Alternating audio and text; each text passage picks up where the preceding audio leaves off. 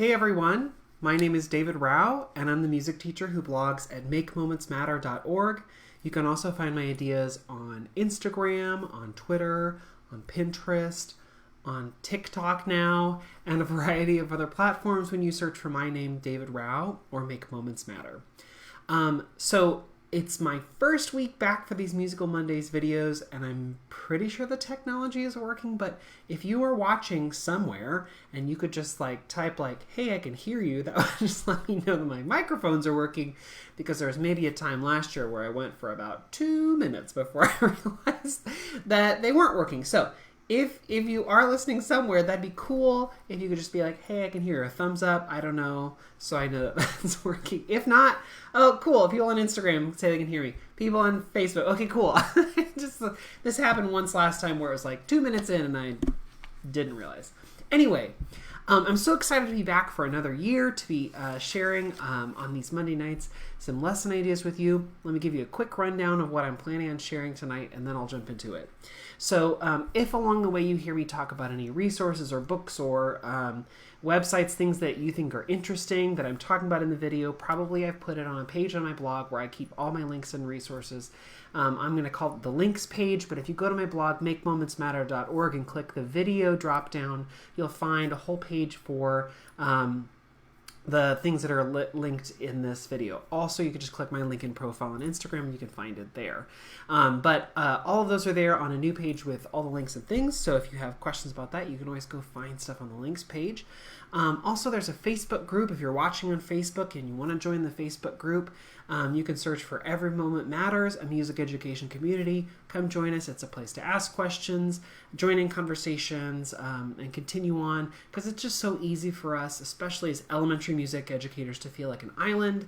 And I hope that videos like this and communities like this online community help you feel more connected. So go and join. It'll be a fun place to connect up and meet people and ask questions and learn together. Okay, so I have been doing these Musical Mondays videos for 5 years now. This is year 5, which seems crazy. I started doing these in my office space in my house in Georgia when I lived in Georgia. But it's been 5 years now that I've been doing these, and I figured, why not change it up just a little bit? So what I've been doing in the past has been sharing just a super duper quick rundown of all my kindergarten through 5th grade lessons, and then trying to do a deep dive on one of those lessons. But it always seems like I never quite get as thorough as I want through the K through 5 lessons, and I never get quite as thorough as I want for that deep dive. So I'm going to just change it up a little bit this year and try something different, because why not? So the plan for this is to do sort of a shorter, more in-depth look at one lesson on these Monday nights. The point for that, the reason for that is that it's hopefully will make it easier for you to go back and look up specific lessons and all the resources that are mentioned. Instead of an hour of 45 different things, there'll be really just the one lesson with more in-depth explanations and looks at the resources and things. Hopefully more focus on the pedagogy instead of just a little bit of this, a little bit of this, a little bit of this. And then also I'm hoping that if I do a little bit on these Monday nights and focus just on that one lesson, then I can do sort of more of a midweek check-in and do a shorter video midweek and a shorter podcast midweek, where I maybe share a video from school and show you a resource at school, or show you a more in-depth lesson or an extension of a lesson or something a little bit later on in the week. That's my plan anyway. And if you're like, no, don't change it, I like the old format. Well, guess what? I have 4 years cached up. In the archives, there are 120 videos that you can go back and just watch the whole way through if you feel like it. And feel free. Actually, one of the reasons I wanted to do this was because, as a teacher over the years, it's not like you copy verbatim what you've done before. I don't think anyone does that. But you do get into a cycle where you're like, well, my first week lessons, I feel pretty good about them now. So my first week lessons are always very similar. So sometimes on the Musical Mondays, I feel like, well, I shared this 2 years ago, I shared this 4 years ago, or whatever. And so if you want to go back and look at things, I'll link those as much as I can. But also, this gives us a chance to sort of do more of a deep dive into one specific thing. At least that's my hope. Okay, so before I jump into 4th grade, which is what I'm going to share about today, I do have 2 things I want to talk about first. One of those is just sort of an idea for keeping things organized, keeping yourself organized throughout the year, because it's very, very easy to have great plans now, and then by midway through the year, maybe a month into the year, 3 months of the year, you're like, oh, wait, did I teach that or not? And so I have two things that might be helpful. One is something that I've shared for the past several years. I call it my song and poem map. And I'll link this on the links page. It's a freebie in my Teachers Pay Teachers store if you want it. But basically it's just two columns, one that says songs and poems and one that says month. And so as I'm teaching through the year, as I introduce a new lesson, I write up my lesson plans. I'll go to this map, which I have behind my lesson plans, and I just write in the song I'm doing, and you know, I'll have like a header, what month it is, and then the song I'm doing in that lesson, any songs, poems, anything I do. And I don't just do songs and poems. If I introduce a new book, if I introduce a new concept or a dance, I usually write those all in. And of course I take my handy dandy, Flair pens, and I color code. So for me, anything purple is a song, green is a poem, light blue is a book, orange is a dance, pink is a concept. So if I'm going through, then as I'm going through the year, I'm like, wait, did I introduce the half note yet? When did I do that? Instead of like flipping through every single lesson plan, I can just go to this map and be like, boom, there's where I did it. And then if I want to go back and look at the longer extended lesson plans, I can. But this is just sort of like a table of contents for my lessons for the year. So this is really helpful, like as I'm going through the year, to catalog what I'm doing so that like I remember later on. And like I said, this is something I've shared about before. It's in my Teachers Pay Teachers store if you want that as a freebie. One of the things I'm adding this year is a little checklist, and I'm doing one of these for every grade. And on the checklist, it just says on the far left-hand side, it says a bunch of different activities, and then in the main table, it says date and activity. I don't currently have this anywhere on Teachers Pay Teachers or a Google Drive download. I'm hoping to make an editable version, but making editable things is very tricky because it messes with formatting, especially when you do something like this that's like a table. It's just so weird. I'm sure you understand if you've ever like made a Word document and sent it to a colleague, maybe at a different school, who's like, I don't use Word. I only use Google Chrome or Chromebooks or whatever, you know, like I only use the online version or whatever. It always messes with formatting. So that's why I don't have it anywhere yet. But anyway, on this form, so like there's one for each grade, kindergarten, 1st, 2nd, 3rd, 4th, 5th. That's what I teach. I have on the left-hand side activities, and then as I go through the year, I'm going to mark off when I do them. And this is not so that like the other form I was showing you is more like a table of contents so I can go back and check and see what I did. This is so I make sure I don't miss anything big. You know, because like you'll be going through the year and you'll be teaching and you're like, man, I've just done so much on the pitch percussion instruments. I've done so much with the xylophones and metallophones and whatever. And then you get almost to the end of the year and you're like, oh no, I've done it with every grade except 2nd. Why haven't I done this with 2nd grade? And so you're like, oh man, I gotta, you know, catch up a lot. So this is so that like as I'm going through the year, I can just sort of check in and be like, ooh, I did a Tubano lesson here, I did something here, or I haven't done this since August. I need to bring this back just to help myself sort of remember. So currently what I have are like Tubanos, hand drums, non-pitched percussion, xylophones, so pitched instruments. And then I also have like stretchy bands, scars, ribbon wands, bean bags. Am I using anything like that? Or composition lessons, note neighborhood for me, whiteboards, small group stuff, just so that I make sure that I'm getting all of that with all my grades and keeping my lessons a good variety, and also keeping kids keeping their skills up, because if you don't do xylophones or metallophones and stuff like that for like months and months and months at a time with one grade, they're going to lose those skills. So anyway, this is just to sort of help me remember one extra thing that I'm doing to sort of try and stay more organized. Okay, and then I wanted to share a book with you before I jump into 4th grade. So this is a book that I found this summer when I was traveling in Minnesota. I found it at a small bookstore, and then I found it at a bunch of other places. But I was going through the kids' book section because, of course. And it's this fun book. It's called The Lion on the Bus. So my kids right now, my kindergarten classes, I don't have a roster for them yet. For the first like 3 or 4 days, my kindergarten team does this thing called Kinder Camp, where one day they each teacher has a homeroom, the next day they sort of mix them up and they take a different homeroom, and then they mix them all up and take a different group. And it's just so that all of the kindergarten teachers can see all of the kids, can see them interacting in different ways. And those kindergartners don't have a set roster until about 4 days into school. And one of the cool things about that is, like, you know, if you're designing a roster for first grade, you can say, like, well, I already know all these kids, and we know that these two kids do not work well together, or these are some really big personalities, or whatever. And so this sort of lets those kindergarten teachers, like, see their kids for like 4 days in the school setting before they set them in a roster. It's also nice because each of the 4 kindergarten teachers are very different personalities.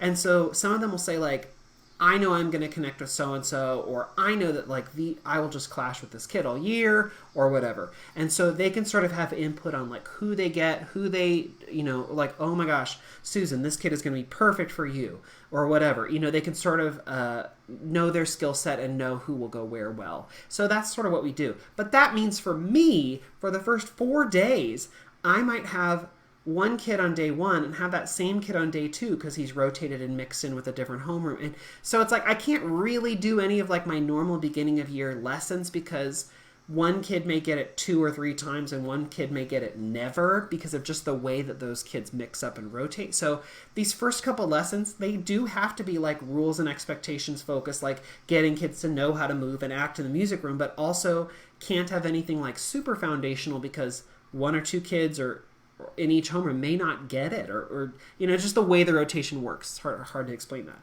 Anyway, so I'm always looking for lessons, songs, books, things that I can use that are appropriate for the grade level, that are super fun, that keep them engaged, but also if 1 or 2 kids don't miss it, it won't, like, ruin their year. So I do a lot of songs, maybe things they may have done in preschool or not, or just things that are, like, good beginning of the year. So the Wheels on the Bus is a song that I use.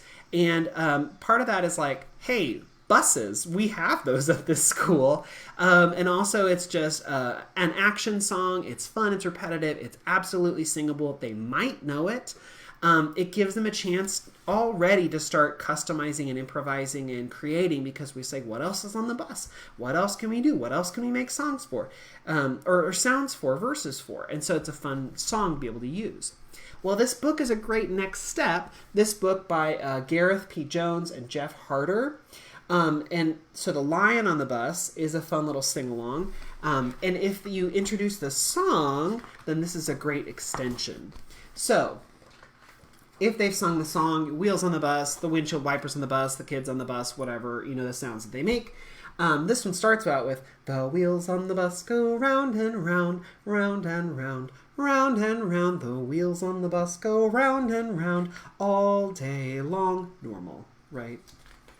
Look out, kinders. The lion on the bus goes rawr, rawr, rawr, rawr, rawr, rawr, rawr, rawr, rawr. The lion on the bus goes rawr, rawr, rawr all day long. Of course, you can make that as, like, you know, vicious and menacing as you want, or not, you know, up to you. I also love that the lion presents his, like, Metro card. he like pays the fare, gets on the bus, and then he's good to go. And the, like, bus driver is, like, absolutely terrified, but apparently nobody else is worried.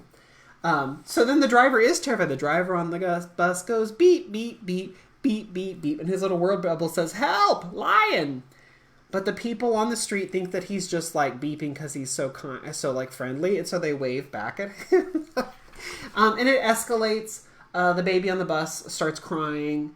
And then at the next bus stop, the driver is terrified because, look, there's a panther. The panther gets on the bus and goes prowl, prowl, prowl. Also presenting his Metro card, also with, like, a guitar case. It's like, that's fun. The crocodile gets on the bus. He goes snap, snap, snap as he's eating snacks. He brings his own snacks, so, like, that's fine. The wolves on the bus go howl, howl, howl. That's pretty fun. The driver on the bus goes, I'm too scared, I'm too scared, I'm too scared, and gets off and runs away. The people on the bus go, please don't bite, all day long. Because now they're starting to get nervous, which is actually pretty fun at the back of the bus. The kids don't seem worried. The adults on the bus are like, oh no. But everyone else is fine. The lion and the crocodile and the panther and the wolves on the bus all open wide, open wide, open wide. The lion and the panther and the crocodile and the wolves on the bus go open wide. All together now, a 1 and a 2 and a 1, 2, 3, 4. And then they sing do-wop-be-doo, do-wop-be-doo. And they start singing, and then they sing The Wheels on the Bus. Because they're just there because they're a band. Look, the lion is playing a saxophone, and the crocodile's a tambourine, the wolf has a clarinet, another wolf has a trombone, and the panther has a ukulele. And so they're just there, and they're just making music and having fun and singing together. Oh, what a fun story. So it's just a fun variation of that song. It's really cool because then it really opens up the idea of like what else could be on the bus. Lion, that could be scary, but it also could be fun. Maybe the lion is there, for fun. So it's just a cool book. It's one that's sort of new to me. It is not expensive. I got it for $6.99. I looked it up online. It is still $6.99. That is the base price for this book. So go check it out. I have a link for it on the links page, but you could also probably find it at your local library. You could maybe find it at your local bookstore. Check local bookstores first before you just run to Amazon. See if you can support that local bookstore. They need your money. Amazon doesn't. Anyway, it's linked on the links page if you're interested.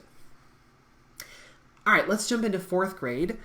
So one of the things that I keep thinking about when I'm planning for this week is patience, patience, patience, patience. And I think that the reason I can make it as an elementary school teacher and my partner who teaches secondary ed secondary school, high school, we just live in different worlds, and I've had so much time with kinders and first and second and living with elementary that my patience tolerance is built up past maybe the normal human being. And so I feel like all elementary teachers are like that.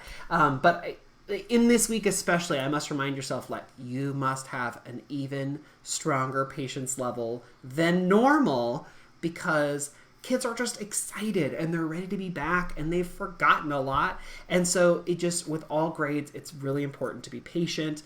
I don't take a day where I do just rules. I always try and do activities and exploration and things on day one. And I do fit the rules into activities. So as we're going along, I'll say oh no one has the answer, even though 7 people have blurted out an answer. No one has an answer, and I know because no one has their hand up, and that's how I know you have an answer. I'll embed some of those things instead of being okay, you must raise your hand if you have an answer or a question. I sort of embed some of those things as I go, but I don't have a day of okay, here's my 20-minute long rules and expectations PowerPoint.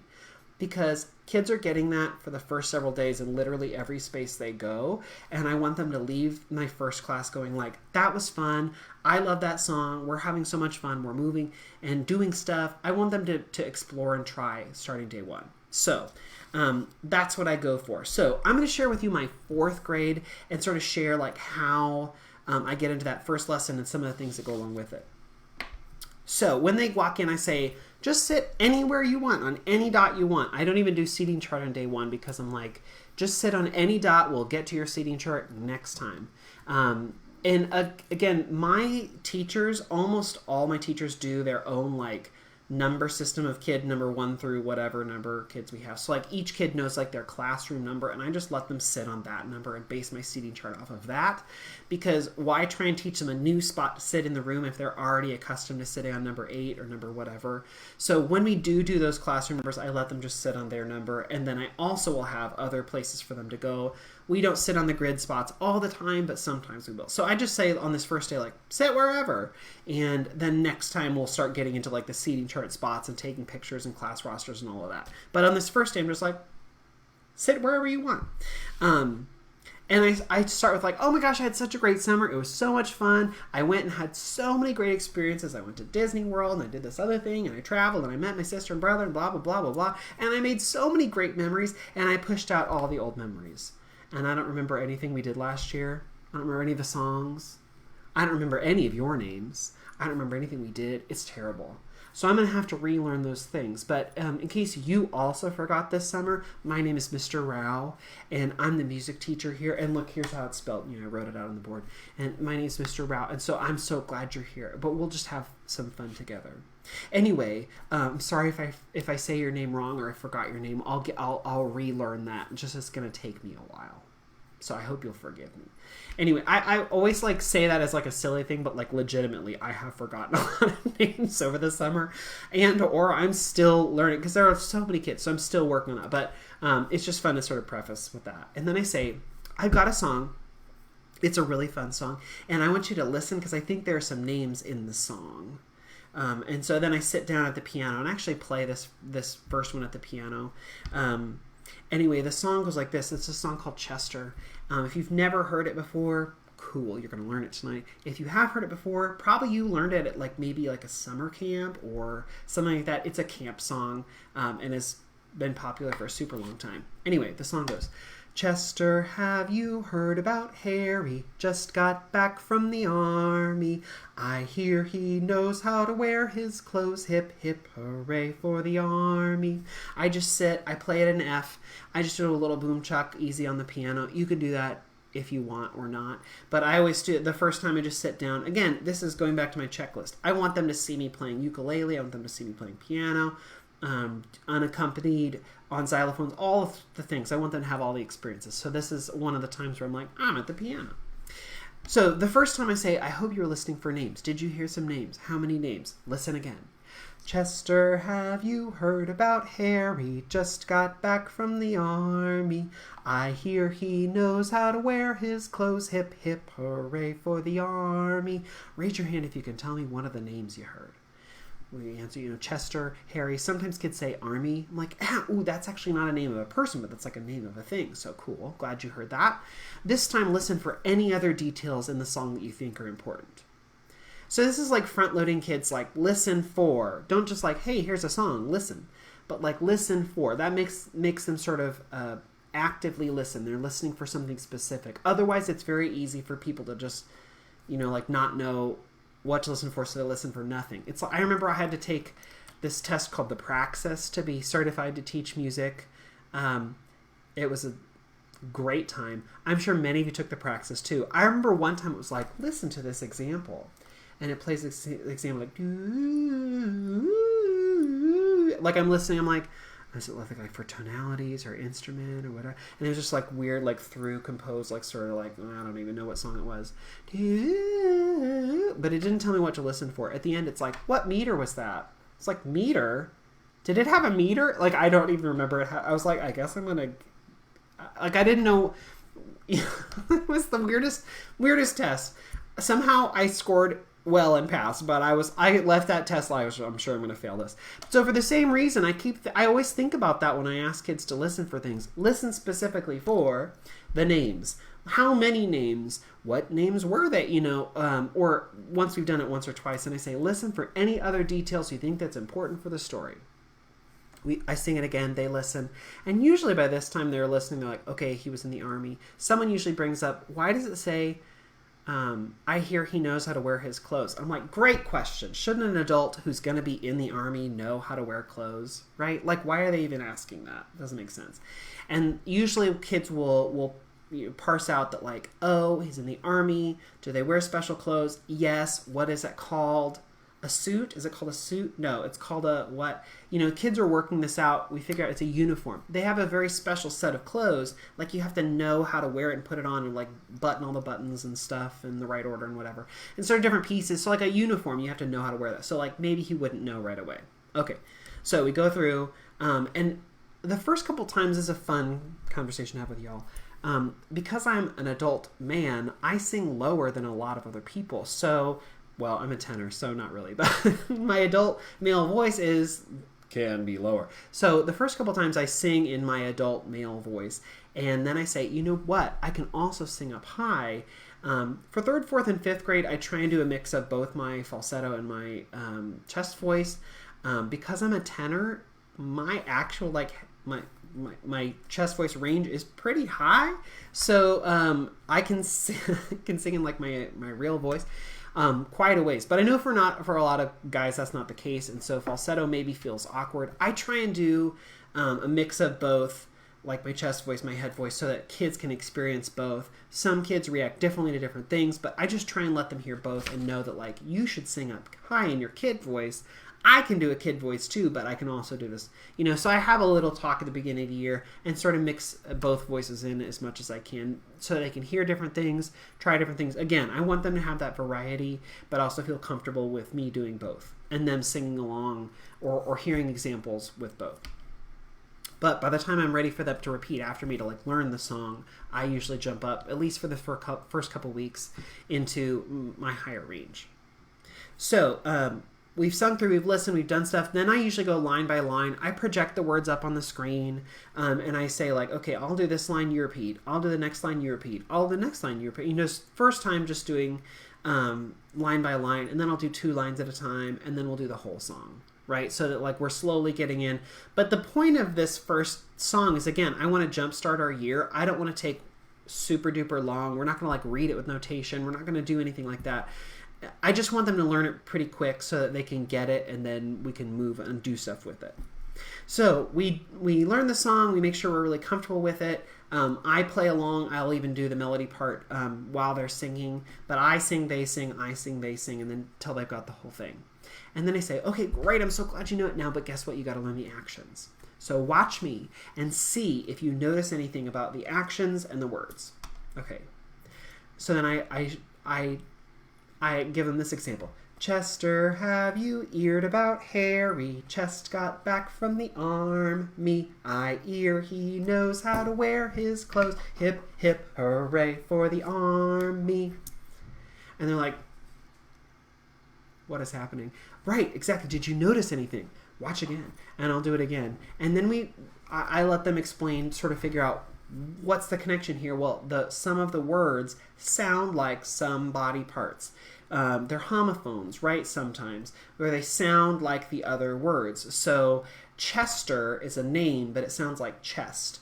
Or I hear he knows, like you know something, but also it sounds like nose, like the nose, the part of your body. So it's fun for them to see how the actions mirror the words. And then they think that's super fun. They love that connection. So then they get to add the actions. So we slowly go through. I walk them through. Chester, have you eared about Harry? Chest got back from the army. I ear he knows how to wear his clothes. Hip, hip, hooray for the army. So not each word. Many of the words have actions that match with body parts because they're like those body parts. I let the kids sort of figure it out, work through that, and try. We try it slowly. Then I add back in, I sing, and they get to do the actions. And then I see if they can do it once or twice with the actions with me. And then eventually I say, do you need me up here anymore? Can I go back to the piano and play while you sing? And then we go through. And then the end is, I say, let's do it one more time. And again, this is me setting up my expectations for the year. But when I say, let's try it one more time, we do it 2 times. Because I always find that with these really short songs, really to really feel like you've done it, you need to do it twice. So I always say once is twice and twice is once. So if I say do it one more time, I actually mean to do it 2 more times. So they get that idea of got to do it at least twice. So this is me setting that up sort of as we go, so that kids can feel like a little bit more length and a little bit more chance to experience that song before we're done. So we did that one more time. In the next lesson, I will add an accelerando. So as I'm sitting at the piano, Chester, have you eared about Harry? Chest got back from the army. I ear he knows how to wear his clothes. Hip, hip, hooray for the army. Chester, have you eared about Harry? Chest got back from the army. I ear he knows how to wear his clothes. And it's over the course of 3 or 4 verses. We just repeat it, and it gets faster and faster. Kids thinks that is amazing and hilarious and wonderful, right? In the next lesson after that, I'll do the same thing, but then I'll add an elimination. So if you mess up either the words or the actions, you got to sit down. So just to add more variety, ooh, now it's like a competition, or ooh, kids love that. So then it gets them to sing, it gets them to feel the actions, it gets them to move, and then also is just sort of fun and funny. But this lesson, it starts on day 1, I bring it back day 2, I bring it back day 3, and then they want to probably do the elimination game once more on day 4 or whatever. But it's like the beginning of each of these lessons. And then the nice thing is once I've taught it in this lesson 1, in lesson 2, I don't have to take nearly as long to explain or try give them the content, but I can just like zoom through the like, hey, remember how the song goes, and get to the accelerando or get to the elimination or whatever in the next couple lessons. It's shorter teaching time and more just like teach and then apply. Anyway, I love this song. I learned it as a camp song. It's a super fun song. On the links page, I have a link to a blog post by Pan Coco Jams, which is a really great blog about sort of the history or different versions of the song. There is like a second verse, something about face defeat, and you have to like point to your feet. I remember all the words. I also have a student who's like, Mr. Rao, you should do chest got back from the army. I was like, you want me to point to my back for chest got back? No, I haven't. I have enough to do. And he's like, I'm going to do it. I was like, okay. So if the kids can add, they're always finding different ways to add more actions, which I think is amazing. Wonderful. So that's sort of where the song starts. And then that takes about, my class is about 30 minutes. That probably takes about 10, 15 minutes from the intro to the first song, doing all that. So then we get into a big circle and we do the name game, Jump In, Jump Out. And if many of you know it, cool, there are different varieties and versions of it. Let me just show you the process of how I go through that so you can sort of see how that works. So we get into our big circle and I say, great, I have this poem. It goes like this. Jump in, jump out. Turn yourself around. I said, jump in, jump out, introduce yourself. How are so many of you doing the actions already? How do you know what to do? This is the first time I've showed you this poem, like the first time I've done this poem.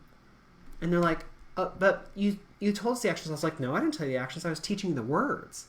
I'm like, oh, but the actions, the words are the action. Oh my gosh, you're right. The words do teach the actions. You're right. Okay, cool. All right, so you are getting it pretty fast. Okay, great. Let me say it again.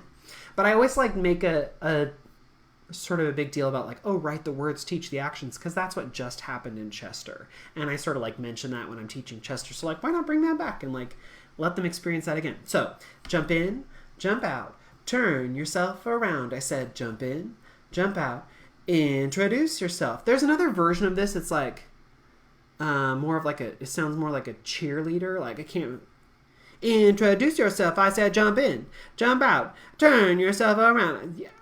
That's fine if you like that version. That feels more like Cheer Squad to me. So I like to have the sort of jump in, jump out, turn yourself around. I said jump in, jump out.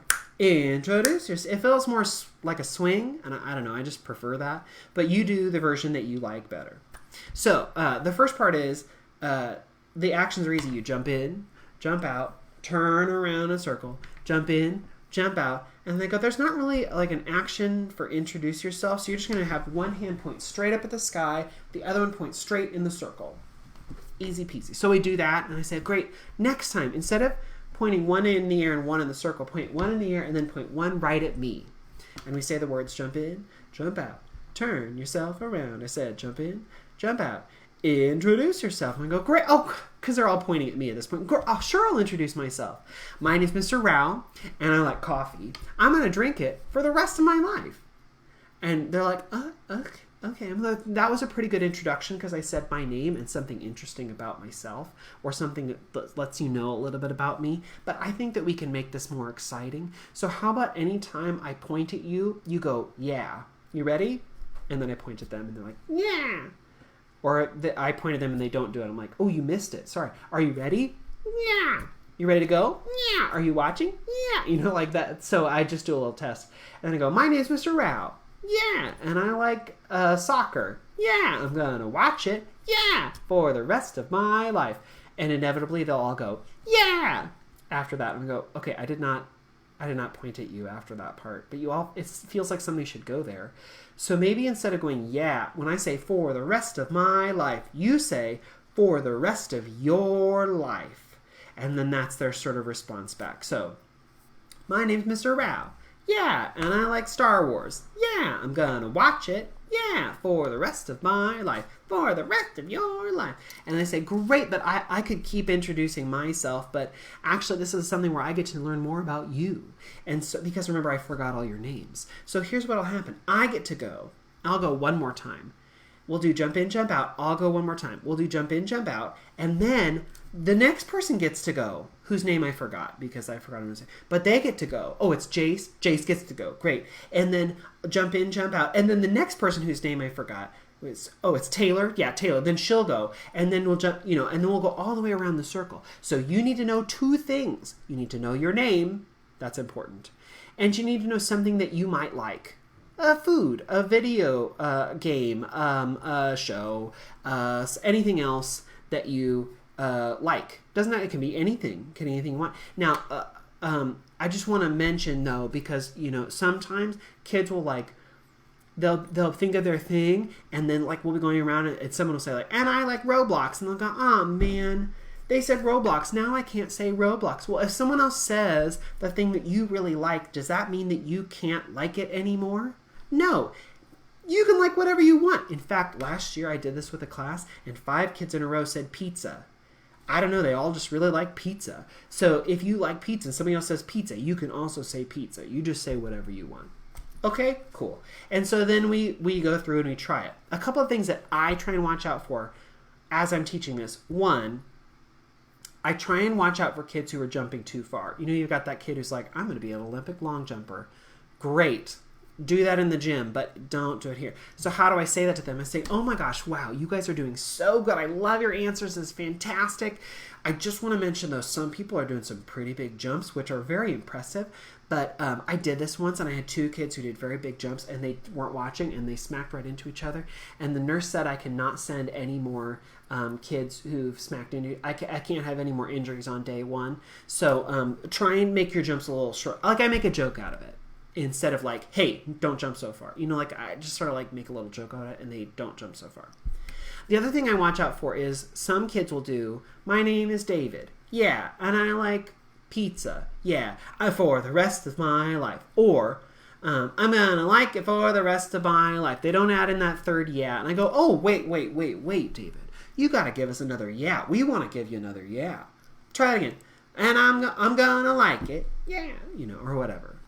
And so those are the things I look for. I try and make sure that I keep a good cadence so that we can get through everybody before time runs out. So if the first time you do this, think about how many kids in your class. If you got 60 in your class, plan accordingly. Or if you got 8, I don't know who has 8 kids. But if you do have a smaller class, just think about that as you're planning how you're going to do this so that you have enough time to get through everyone. Because it really stinks if you get to the end and you got 8 kids or 4 kids or whatever who did not get a chance to go, and you're like, well, we gotta go, we're out of time.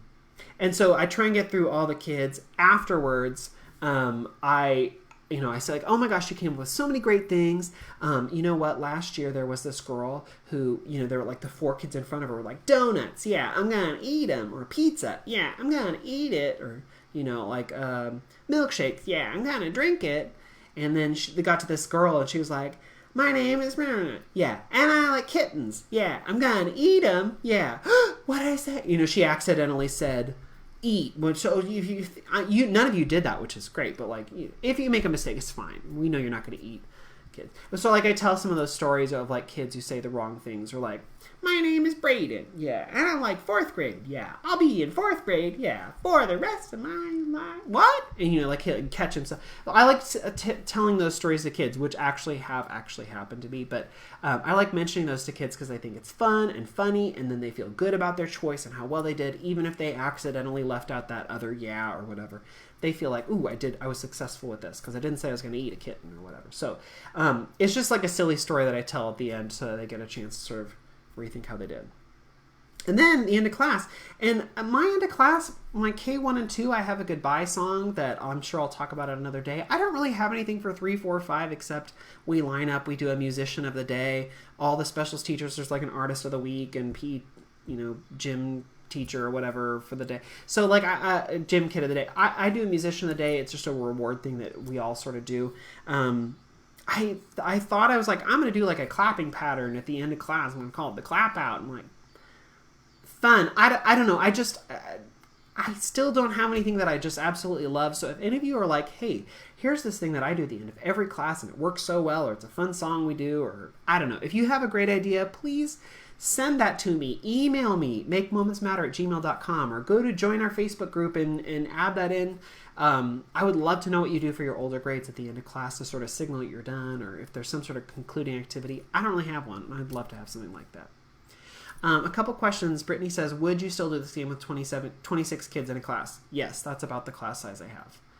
for sure. If it's anything more than like 30, 40, I mean, if you have the time for it, cool. You just have to think about how much time it's going to take. With an older grade, 3, 4, 5, they can usually get through their things pretty quick. If you do this with a younger grade, you're going to be stopping. It's going to be slow. It's going to be a lot of like breakdown of kids trying to think and add in their thing. So usually I add this for the younger or for the older grades because they can think more quickly and can insert their name and favorite thing more quickly. Another thing I've done in the past, if you have a lot of kids and you're like, this is going to take time, I put sentence stems on the board. My name is and a blank space.